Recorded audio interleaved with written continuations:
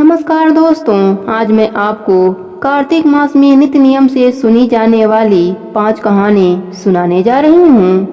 प्रेम से बोलिए राई दामोदर की जय हो। प्रेम से बोलिए कार्तिक के देव की जय हो। किसी गांव में एक बुढ़िया माई रहती थी और वह कार्तिक का व्रत रखा करती थी। उनके व्रत खोलने से पहले भगवान कृष्ण आते और एक कटोरा खिचड़ी का रख कर चले जाते। बुढ़िया के पड़ोस में एक औरत रहती थी। वह हर रोज यह देखकर ईर्ष्या करती कि इसका कोई नहीं है, फिर भी इसे खाने के लिए खिचड़ी मिल जाती है। एक दिन कार्तिक स्नान करने बुढ़िया माई गई। पीछे से कृष्ण भगवान उसके लिए खिचड़ी का कटोरा रख गए। पड़ोसन ने जब खिचड़ी का कटोरा रखा देखा बुढ़िया नहीं है, तब वह कटोरा उठाकर घर के पिछवाड़े फेंक आई। नदी स्नान के बाद बुढ़िया घर आई तो उसे खिचड़ी का कटोरा नहीं मिला और वह भूखी ही रह गई। बार बार यही कहती कि कहाँ गई मेरी खिचड़ी, कहाँ गया मेरा कटोरा। दूसरी ओर पड़ोसन ने जहाँ खिचड़ी गिराई थी वहाँ एक पौधा उगा, उसमें 2 फूल खिले। एक बार उधर से राजा जा रहा था तो उसकी नजर उन दोनों फूलों पर पड़ी। राजा ने दोनों फूल तोड़कर घर लाया। घर आकर वह फूल अपने रानी को दे दिया, जिसे सूंघने पर रानी गर्भवती हो गई। कुछ समय बाद रानी ने 2 पुत्रों को जन्म दिया। वह दोनों जब बड़े हो गए तब वह किसी से भी नहीं बोलते थे, लेकिन जब वह दोनों शिकार पर जाते और रास्ते में उन्हें बुढ़िया मिलती तो हम तेरे खिचड़ी और कटोरा हैं। हर बार जब भी वह शिकार पर जाते तो बुढ़िया यही बात कहती और वह दोनों वही उत्तर देते। एक बार राजा के कानों में यह बात पड़ गई। उन्हें बड़ा आश्चर्य हुआ कि दोनों लड़के किसी से नहीं बोलते तो उस बुढ़िया से कैसे बातें करते हैं। राजा ने बुढ़िया को राजमहल बुलवाया और कहा कि हमसे या किसी से भी यह दोनों बच्चे नहीं बोलते, तुमसे कैसे बोलते हैं। बुढ़िया ने कहा कि महाराज, मुझे नहीं पता यह कैसे मुझसे बोलते हैं। मैं तो कार्तिक का व्रत और स्नान करती थी और भगवान कृष्ण मुझे खिचड़ी का कटोरा भरकर दे जाते थे। एक दिन मैं स्नान करके वापस आई तो मुझे वह खिचड़ी नहीं मिली। तभी से मैं कहने लगी, कहाँ गई मेरी खिचड़ी, कहाँ गया मेरा कटोरा। इस पर दोनों लड़कों ने कहा कि तुम्हारी पड़ोसन ने तुम्हारी खिचड़ी फेंक दी थी तो उसके 2 फूल बन गए। वह फूल राजा तोड़कर लाया और रानी ने सूंघा तो हम दोनों लड़कों का जन्म हुआ। हमें भगवान ने तुम्हारे लिए ही भेजा है। इस प्रकार बुढ़िया माई को कार्तिक स्नान के पुण्य से 2 पुत्रों का प्यार और राज्य सुख मिला और मरने के बाद वैकुंठ लोक का वास मिला। हे कार्तिक के देव, जैसे आपने बुढ़िया माई को सुख दिया वैसे ही अपने सभी भक्तों पर अपनी कृपा बनाए रखना। कहानी अधूरी हो तो पूरी करना, पूरी हो तो मान रखना। प्रेम से बोलिए राई दामोदर की जय हो। प्रेम से बोलिए कार्तिक के पंच देवता की जय हो। एक समय की बात है, एक नगर में एक राजा राज्य करता था। उस राजा की रानी बहुत ही धार्मिक थी। वह कार्तिक मास में पंचदेव के पूजा का नियम लेती थी। वह रानी कार्तिक महीने में कुआं पर स्नान करती, पीपल तुलसी सींचती, पंचदेवता की पूजा करती और कथा कहानी कहती थी। उस नगर के लोगों ने देखा और कहा, यह कैसी रानी है, कुआं पर स्नान करती है, पीपल तुलसी सींचती है। रानी तो वह होती है जो महल में ठाट बाट से रहे। एक दिन एक आदमी ने राजा से शिकायत की। वह बोला, आपकी रानी नित्य कुआं पर स्नान करती है, तुलसी और पीपल सींचती है और वहीं बैठकर बड़बड़ करती है। यही बात उस नगर के कई औरतों ने भी राजा से कही। अब राजा को बहुत गुस्सा आया। राजा ने अपने नगर के सारे कुएं को पटवा दिया और पीपल तुलसी को कटवा दिया। रानी घर से निकल गई और जंगल में जाकर रहने लगी। कार्तिक के पंचदेव की कृपा से जंगल में कुआं खुद गया और वहीं पर पीपल तुलसी भी लग गया।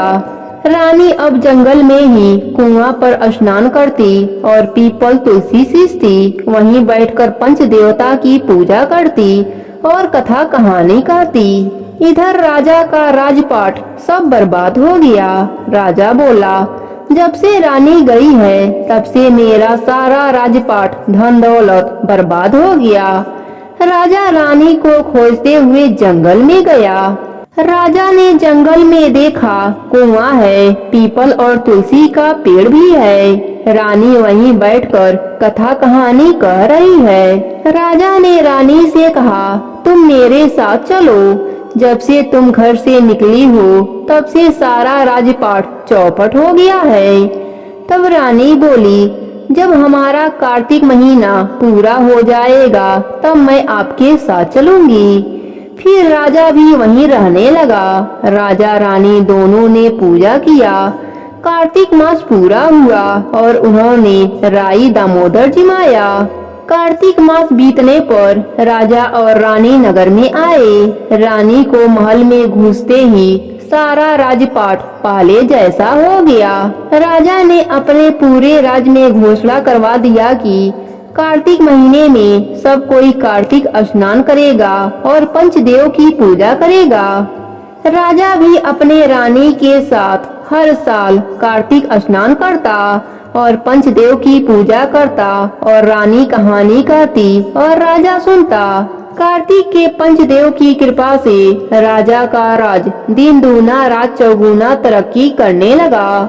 सभी लोग सुख चैन से रहने लगे। हे कार्तिक के पंचदेव, जैसे आपने राजा और रानी की सुनी वैसे ही अपने सभी भक्तों पर अपनी कृपा बनाए रखना। कहानी अधूरी हो तो पूरी करना, पूरी हो तो मान रखना। प्रेम से बोलिए कार्तिक की पंचदेवता की जय हो। प्रेम से बोलिए सीता मैया की जय हो। राम आए, लक्ष्मण आए, देश के पुजारी आए, नितनेम का नेम लाए। आओ राम, बैठो राम, माखन मिश्री खाओ राम, दूध बतासा पियो राम, सूत के पल का पोटो राम, साल दुसारा ओढ़ो राम। राम सवारे सबके काम, खाली घर भंडार भरेंगे, सबका बेड़ा पार करेंगे। जय श्री राम, जय श्री राम। सीता माता कहानी कहा करती थी, श्री राम सुना करते थे। एक दिन भगवान राम को किसी काम से बाहर जाना पड़ा। सीता माता कहने लगी कि भगवंत, मेरा तो 12 वर्ष का नित नेम है, मैं अपनी कहानी किसे सुनाऊंगी। भगवान बोले, ऐसा करो, कुएं के पाल पर जाकर बैठ जाओ, औरतें पानी भरने आएंगी, तेरी कहानी सुन लेंगी। सीता माता कुएं पर जाकर बैठ गईं। एक बहू आई, रेशम जरी की साड़ी पहन रखी थी और सोने का घड़ा ले रखा था। सीता मैया बोली, बहन मेरा 12 वर्ष का नित नियम सुन लो। बहू बोली, मैं अगर आपका नित नियम सुनूंगी तो मुझे बहुत देरी हो जाएगी, घर में सास लड़ेगी। उसने कहानी नहीं सुनी। घर आई तो रेशम जड़ी की साड़ी फट गई, सोने का घड़ा मिट्टी का हो गया। सास बोली, बहू किसका दोष सिर लेके आई है। बहू बोली, माँ जी दोष किया। कुएं पर एक औरत बैठी थी, कह रही थी मेरी कहानी सुन ले, मैंने नहीं सुनी तो ऐसा हो गया। अगले दिन सास वही साड़ी पहन कर गई और वही घड़ा लेकर गई। सीता माता बैठी पाई। उन्होंने कहा, मेरी कहानी सुन ले बहन। सास बोली, बहन मैं आपकी कहानी 4 बार सुनूंगी। सीता माता ने कहानी कहा, सास ने कहानी सुना। सास जब घर गई तो उसकी फटी साड़ी रेशम जैसी हो गई, सोने का घड़ा हो गया। बहू कहने लगी, सासू जी तू कैसे सब सही कर आई। सास बोली, जो तू दोष लगाकर आई थी मैं दोष उतार आई। बहू ने पूछा, ऐसी वह कौन थी। सास बोली, वह सीता माता थी, पुराने से नया कर देती हैं, खाली घर भंडार भर देती हैं, लक्ष्मी जी का वास कर देती हैं और जो कुछ इच्छा हो उसे पूरा कर देती हैं। बहू ने कहा, अच्छा ऐसी कहानी मुझे भी सुना दो। सास बोली, ले भाई तू भी सुन ले। राम आए, लक्ष्मण आए, देश के पुजारी आए, बहू कहने लगी, सासू जी कहानी तो बहुत अच्छी है। सास बोली, बहू रोज कह लिया करेंगे। एक दिन उनकी पड़ोसन आई, बोली, बहन जरा आँच दे दे। सास कहने लगी, अभी हमने आँच नहीं जलाई। वह बोली, तू 4 बजे से उठकर क्या कर रही हो? वह दोनों बोले, हम नहाए धोए, पूजा पाठ करे और सीता माता की कहानी कही। वह बोली, इससे क्या होता है? सास बोली, सीता माता की कहानी कहने से अटूट भंडार भरते हैं, सारे कार्य सिद्ध हो जाते हैं।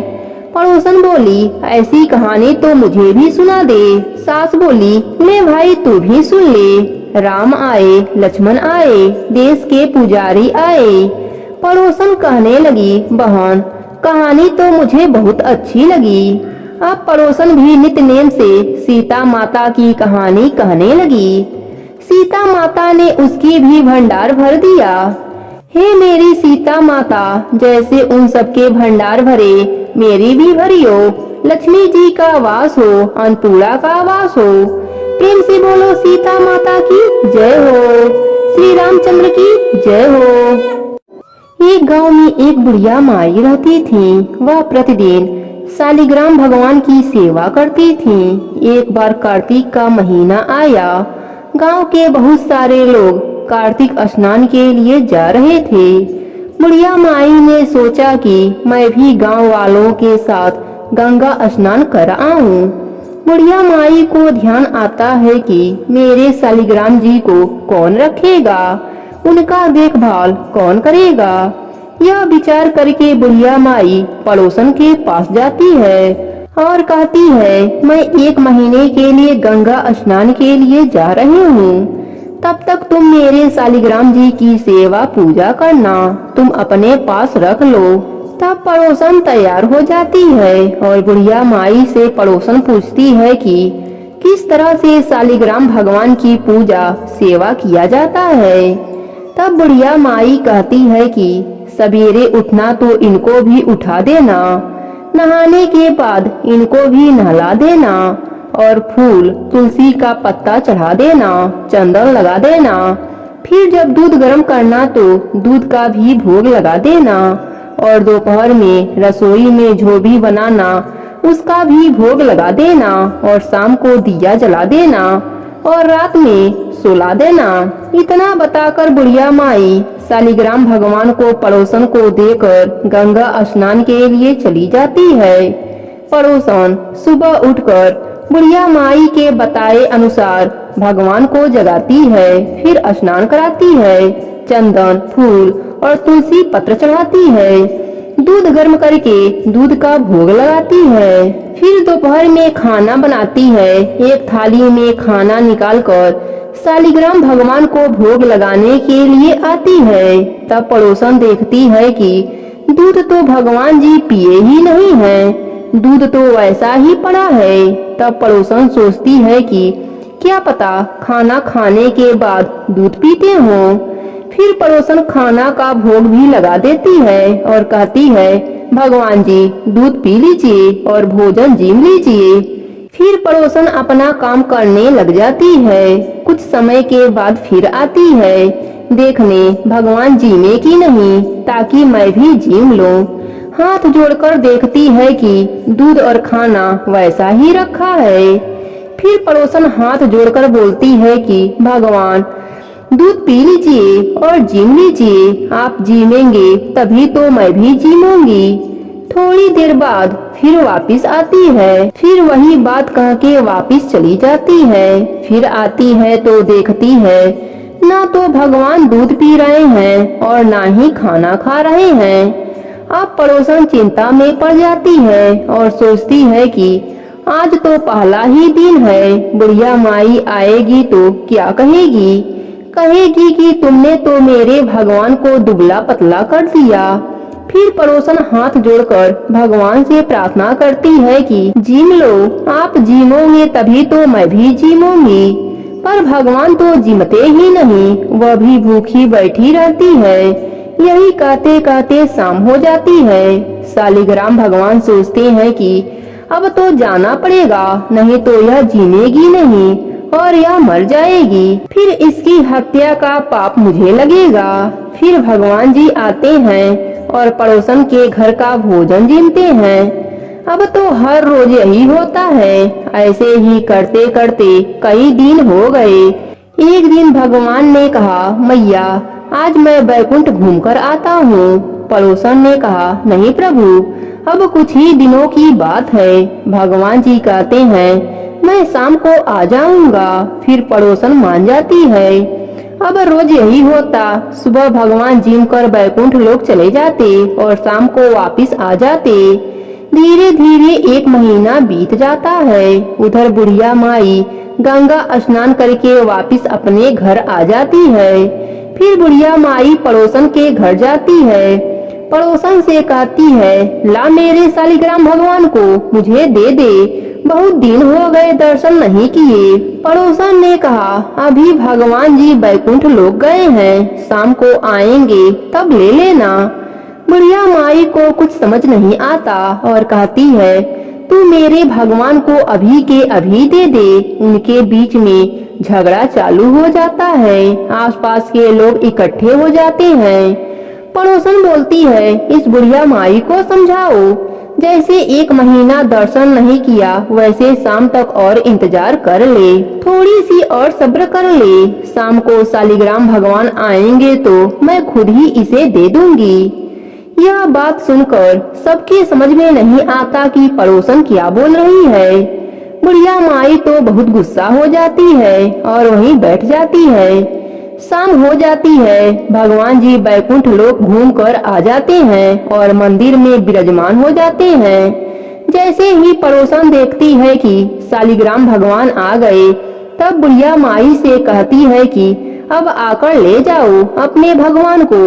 बुढ़िया माई कहती है कि अब तक कहाँ छुपाई थी, अब कैसे दे रही है, वह तो एक पत्थर के हैं, वह कैसे आ जा सकते हैं।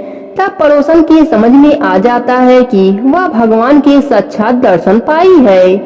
तब पड़ोसन भगवान के आगे हाथ जोड़ती है कि आप बुढ़िया माई को भी दर्शन दीजिए, नहीं तो यह मुझ पर झूठा आरोप लगाएगी। तब भगवान जी बुढ़िया माई को भी दर्शन देते हैं। बुढ़िया माई भगवान का दर्शन पाकर बहुत खुश होती है और पड़ोसन के पैरों में गिरने लगती है। कहती है, तुम्हारे पुण्य प्रताप से, तुम्हारे वजह से मुझे भी भगवान के दर्शन हो गए। प्रेम से बोली शालिग्राम भगवान की जय हो।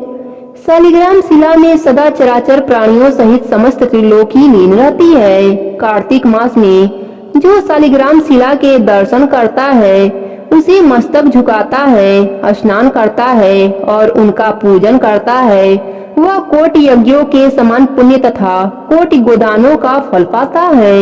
महादेव जी अपने पुत्र कार्तिकेय से कहते हैं, बेटा, जो पुरुष सदा भगवान विष्णु की शालिग्राम शिला का चंद्रामृत पान करता है, उसके गर्भवास के भयंकर कष्ट का नाश हो जाता है।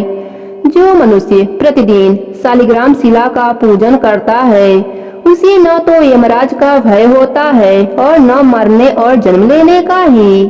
भगवान स्वयं बताते हैं कि करोड़ों कमल पुष्पों से मेरी पूजा का जो फल होता है, वह शालिग्राम शिला के पूजन से प्राप्त हो जाता है। जिन लोगों ने मृतलोक में आकर कार्तिक मास में भी शालिग्राम पूजन नहीं किया, वह मुझसे द्वेष करने वाले प्राणी हैं। उन्हें तब तक के लिए नरक में रहना पड़ता है जब तक कि 14 इंद्रों की आयु समाप्त नहीं हो जाती। अतः भक्ति भाव से शालिग्राम शिला को नमस्कार मात्र करने वाले प्राणी नरक में प्रवेश नहीं पा सकते। अन्य सभी शुभ कर्मों के फल का तो माप है, परंतु कार्तिक मास में शालिग्राम पूजन करने से जो फल मिलता है, उसका कोई माप नहीं है। जो शालिग्राम के जल से अपना अभिषेक करता है, उसने मानो संपूर्ण तीर्थों का स्नान कर लिया। विशेषतः कार्तिक मास में शालिग्राम शिला के सम्मुख स्वास्तिक का चिन्ह बनाकर मनुष्य अपनी 7 पीढ़ियों को पवित्र कर लेता है। जो नारी प्रतिदिन शालिग्राम शिला रूप भगवान विष्णु को नमस्कार कर गृहस्थी के कार्य आरंभ करती है, वह 7 जन्मों तक विधवा नहीं होती। अतः सदा सुहागन के रूप में प्रतिष्ठित रहने के लिए यह पूजन बड़े ही महत्वपूर्ण है। हे शालिग्राम भगवान, अपने सभी भक्तों पर अपनी कृपा बनाए रखना। कहानी अधूरी हो तो पूरी करना, पूरी हो तो मान रखना। प्रेम से बोलिए शालिग्राम भगवान की जय हो। प्रेम से बोलिए गणेश भगवान की जय हो। एक समय की बात है, एक गांव में एक माँ बेटी रहती थी। वह बहुत ही गरीब थी। उनके दिन बहुत मुश्किल से कट रहे थे। एक दिन बेटी माँ से कहने लगी, माँ, गांव के सब लोग गणेश मेला देखने जा रहे हैं, मैं भी गणेश मेला देखने जाऊंगी। माँ ने कहा कि बेटी, वहाँ बहुत भीड़ होती है, तुम कहीं गिर जाओगी। लेकिन लड़की ने माँ से कहा, नहीं माँ, मैं तो जाऊंगी, मुझे भी मेला देखने जाना है, सब लोग जा रहे हैं। लड़की ने बार बार माँ से आग्रह किया तो उसकी माँ ने कहा, ठीक है बेटी, तुम चली जाओ। लड़की मेला जाने के लिए तैयार होती है। तब उसकी माँ ने जाने से पहले उसे 2 लड्डू दिए और पानी दिया।